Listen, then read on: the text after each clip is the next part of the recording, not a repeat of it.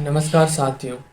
चीन की communist party की मीटिंग में राष्ट्रपति शी जिनपिंग ने यह कहा कि ताइवान में विदेशी ताकतों का दखल बर्दाश्त नहीं किया जाएगा और अगले 5 साल आने वाले हैं उसमें हम उस पर कठोर रणनीति बनाएंगे। अब इसलिए शी जिनपिंग क्यों बोल रहे हैं कि यह विदेशी ताकतों का बर्दाश्त नहीं किया जाएगा, क्योंकि ताइवान में अभी अमेरिका की हलचल हुई थी। नैन्सी पेलोसी आई थी तो उनकी काफ़ी खींचातान हो गई थी। तो इसमें काफ़ी ज़्यादा फ्रस्ट्रेट हुआ चीन और यह कह रहा है कि हांगकांग की स्थिति अराजकता के शासन वाली नहीं होगी, इसमें कुछ बदलाव किया जाएगा।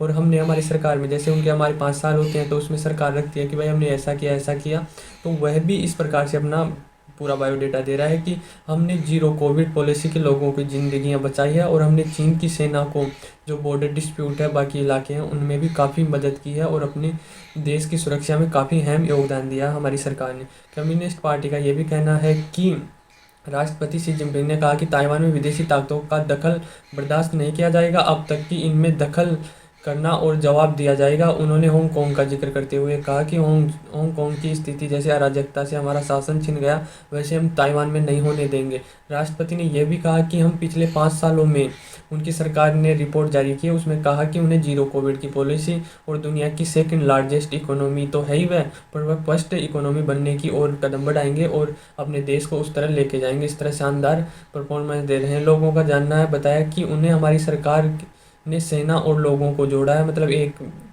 एकजुट लाने में सहयोग दिया है हमारी सरकार ने, और डिप्लोमेसी में नए टारगेट और नई रणनीति और नई सुरक्षाओं के साथ हमें आगे भी ध्यान देंगे। शी जिनपिंग ने कुछ संबोधन किया अपनी स्पीच में। उन्होंने यह बोला कि हम हमारी सरकार में काफ़ी पिछले 5 साल में तो उन्होंने काफ़ी अच्छा परफॉर्मेंस किया। आप भी जानते हो कि चाइना कहाँ से कहाँ तक पहुँच गया, तो उसमें शी जिनपिंग और उनकी सरकार और उनको लोगों का काफ़ी हाथ था। पर अब अगले साल आने वाले में वो क्या क्या कर सकते हैं उनके बारे में भी उन्होंने कुछ बातें बताई कि अगले 5 साल में हम कठोर रणनीति बनाएंगे जिससे काफ़ी आगे तक हम चाइना को ले जा सके। ग्लोबल में बदलाव करेंगे जिससे हमारा तेज़ी से विकास हो। गरीबी के खिलाफ हम जो लड़ाई लड़ रहे थे उसे और तेज़ करेंगे जिससे काफ़ी अच्छा निखर कर आ सके हमें। सीसीपी उनकी पार्टी है, उनको देश में आगे बढ़ाएंगे और आगे बड़ी पार्टी बनाएंगे। चीन में दुनिया दूसरी सबसे बड़ी इकोनॉमी है, उसे फर्स्ट इकोनॉमी बनाने में हमारा पूरा सहयोग होगा।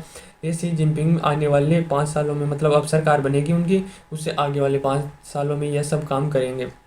उनका यह पहले डिस्प्यूट चल रहा था कि चाइना में 2 बार ही प्राइम मिनिस्टर यानी राष्ट्रपति रह सकते हैं, तो शी जिनपिंग 2 बार रह गई, तो वह तीसरी बार बनना चाहते हैं। तो इसमें काफ़ी हलचल चल रही है चाइना में। तो यह भी क्लियर सा होता हुआ दिखाई दे रहा है कि इस बार भी तीसरी बार भी शी जिनपिंग ही चाइना के राष्ट्रपति बनेंगे।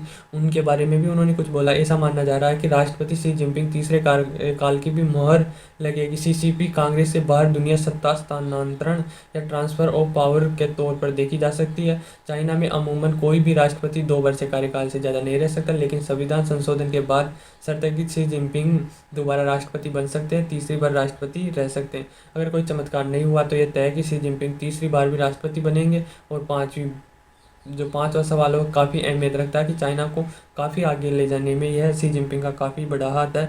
तो इन्हें चाइना की सरकार भी प्रमोट करती है, वहाँ की जनता भी सपोर्ट करती है कि शी जिनपिंग तीसरी बार ही राष्ट्रपति बने।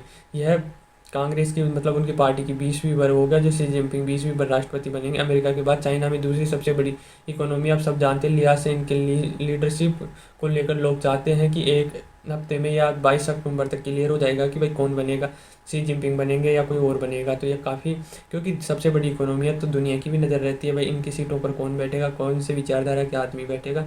तो लोगों को वर्ल्ड में जो डिसीजन लेंगे काफ़ी इन पर निर्भर करता है, तो इनके काफ़ी वो चलता रहता है कि भाई कौन सा क्या करेगा। इस दौरान पार्टी को संबोधन अलेक्जेंडर ने भी कहा कि यह फैसले बंद कमरों के लिए लिए जाएंगे। दुनिया में सिर्फ उतनी ही जानकारी मिलेगी जितनी वह डिजर्व करते हैं, यानी जो सीक्रेट रह जाएगा, जो मतलब राष्ट्रपति का पद चुना जाएगा ना चीन में, वह बिल्कुल सीक्रेट तरीके से चुना जाएगा। जनता को या विदेश को इतनी ही सूचना दी जाएगी जितना वो डिजर्व करते हैं या उनको जितनी ज़रूरत होगी उतनी दी जाएगी। तो ये चाइना में काफ़ी सीक्रेट तरीके से होता है, सब काम ही सीक्रेट होता है वहाँ, तो बहुत कम आता है क्योंकि सोशल मीडिया इतनी दुनिया में नहीं है। वो तो उसका देश का उसका ही है, तो काफ़ी हद तक सारी चीज़ें सीक्रेट ही रहती है। उनके सेना में या कोई शहीद हो गया, लोकतंत्र तो है नहीं, कम्युनिस्ट पार्टी है तो उसके इर्द गिर्द ही चलता रहता है। तो ये काफ़ी सीक्रेट तरीके से होगा और बाकी उनकी मीडिया ने बता दिया भाई जितना होगा उतना ही बताया जाएगा। तो शी जिनपिंग तीसरी बार राष्ट्रपति बनते हैं या नहीं बनते, ये 22 अक्टूबर तक फैसला आ जाएगा। तब तक आप इंतजार कीजिए और हमारे चैनल को सब्सक्राइब कीजिए। ऐसे ही इंटरनेशनल पॉलिटिक्स, रिलेशन या और भी विदेशी मामलों में कुछ जानना चाहते हो तो आप चैनल को सब्सक्राइब कर सकते हो। धन्यवाद।